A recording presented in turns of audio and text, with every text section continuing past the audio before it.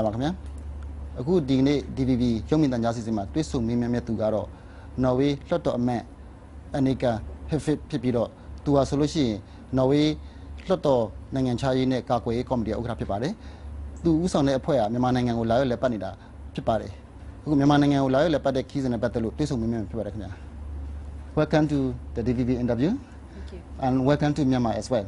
Thank you. Firstly, I would like to ask you the purpose of your visit, why you are here. We are parliamentarians representing 7 different political parties in Norway and being responsible for foreign affairs and defense. So we are here to experience. This is the first official parliamentary visit to Myanmar. So it's important for us to listen, to learn, and to talk to people with different background. Yeah, I understand since you have 7 political parties in your committee, it might be difficult for you to express on behalf of everybody. So just want to ask, your party policy, your impression. How do you feel the changes in this country? So what is your impression? There has been changes for sure. I mean, political prisoners are released.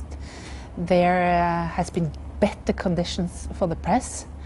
There has been more easy for people to move and to get information from outside the world. So there is a strong pressure for further reforms, I think. And my view on this visit is to express that these changes must continue in order to develop a democracy. Yeah. Just want to clarify that the fact you mentioned that the media has been good. Of course, compared to the past, it is much better. But lately, the government has been arresting many journalists and putting them in prison up to 10 years. So are you aware of this kind of disturbance situation in the media as well? Yeah, we had a meeting about the press situation in Myanmar before we came down, so we are aware of the situation, and we have been talking about the importance of a free press in building a new democracy, because this is crucial to always have these critical voices in a society. Within your stays in Myanmar, I believe you have met many important players of Myanmar politics. So who have you met so far? Today we met Daw Aung San Suu Kyi. She's an icon in Norway since she got the Nobel Peace Prize. So it was an honor to meet her. And we also met representative for 88 generation. We also met very many governmental official ministers. We met the Minister of Defense, since we also has the responsibility for Norwegian defense policy, and that was an interesting meeting. And we also met people from being responsible for the peace negotiations and the Minister of Economic Development. I'd just like to follow up your point that you also met the Minister of Defense. Some European countries, UK in particular, they have been training Myanmar military. So is there any similar things you discuss with Ministry of Defense when you meet them? No, we didn't discuss training and those kind of issues, but we had a very fruitful discussion about the military's role in transforming this society. That was the main topics during our discussions. Are they proactive, in your opinion, regarding how to take part in these changes? It was a very good discussion we had, but I mean, if you look upon other transformation processes, there are always some people who are in favor of changes and others who want to resist changes. So our role today, and my role, was to express our strong support of further changes in the society. And you also mentioned about the peace process. A lot of people in Myanmar are aware of that. Norway has been supporting Myanmar democracy movements long ago, and now you are also supporting peace building and things like that. So what is your impression regarding peace process in Myanmar, that Norway has been playing a very important role in it? I do support the government when it comes to this. It's important for us that there will be changes, and we will follow the process further on. So, speaking on behalf of the Labour Party, we do support the government, which is the main opposition party. Yes. And what was very important for me was to underline the fact that I am the chairperson of the Committee of Foreign Affairs and Defence. After losing the election, being a minister for 6 years, I went back to Parliament and got this position.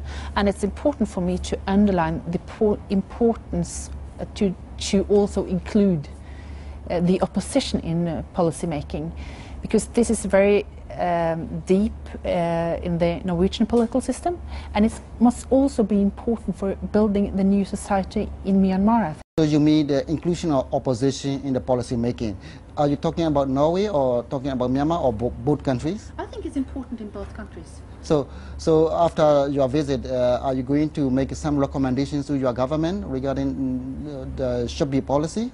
This is a message I've been giving to most politicians I met. The fact that I went out of the cabinet after losing the election together with the others in October, but still, I mean, I got this position as being the chairperson of the Committee of Foreign Affairs and Defence, and I think that underlined the importance in the Norwegian system of including the opposition and the fact that the winner doesn't take it all. And this is also important, I think, in building a new democracy, that only the winner can't, I mean, take it all. You have to include, I mean, all groups, different groups in a democracy. Yes.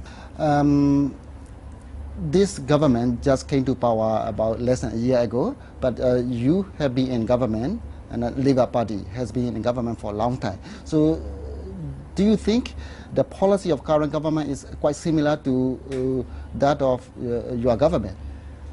It's impossible to compare Norwegian politics with the political discussion here. Is something completely else. You must remember that this year we are celebrating our 200th anniversary of our constitution. So it took like 200 years to build the Norwegian democracy, and you are in the beginning. So changes, I hope, will come, but it will also take some time. I just like to follow your earlier point that, you know, in Norway, especially in Scandinavia, and your politics is compromised and inclusive. Here in Myanmar, people are marginalizing each other. That is the problem here. So I just wonder whether your engagement can also contribute to create similar political culture. Of course, not tomorrow, but in longer run. So in any way, you can have this kind of, you know, culture of inclusive. I have to be careful by giving advices, because you can't really, I mean, compare two countries so far away from each other. But I think it's important in building a democracy that you include different groups, even the minorities. That you have a distribution of power, that you have a good distribution of the economic growth. So that's, I think, is important in the Norwegian society, but you can't, I mean, really compare it with the society here. These are all I have to ask. I wonder, do you have any special message you'd like to deliver for the people of Myanmar? I hope there will be changes.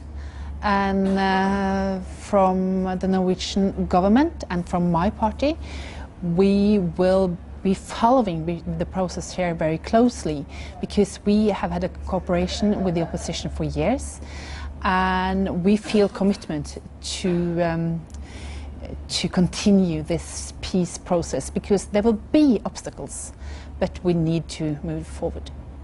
Thank you very much. Thank you.